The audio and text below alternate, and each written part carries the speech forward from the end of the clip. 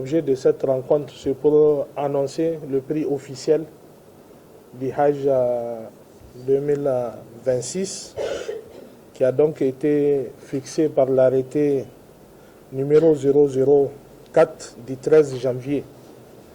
Et le prix, il s'agit d'un prix plafond qui a 3 composantes.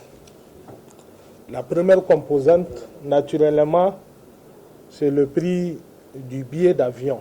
Le coût retenu est de 1 060 000 francs CFA.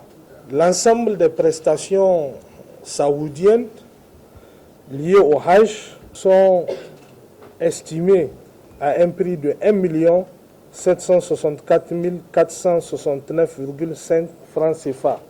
La troisième composante, c'est-à-dire constituée donc des charges et des marges bénéficiaires pour les acteurs nationaux que vous êtes, de 360 000 francs CFA, un coût global. C'est-à-dire incluant la charge de l'agence, sa marge bénéficiaire, le kit pèlerin, les frais d'encadrement et tout. Ce qui fait un prix total pour toutes les prestations liées au Hajj, y compris la Hadia, dont il faut tenir compte et qui a été intégrée dans le prix, dans la structure des prix. Contrairement aux pratiques antérieures où la Hadia, c'est individuellement, chaque pèlerin, une fois après arrivé à la Mecque, n'est-ce pas, s'acquitte de ce devoir religieux. Ça concerne plus de 97% selon les données statistiques des pèlerins nigériens. Pour éviter tout désagrément par rapport à ça, et conformément au dispositif qui fait que la Hadia doit être payée en ligne avant donc, le déplacement, et donc nous avons intégré ça dans le prix. Et c'est vraiment autour de 128 000 francs CFA que ça a été intégré dans la structure des prix par les autorités saoudiennes. Et donc le tout fait 3 184 469,5 francs CFA.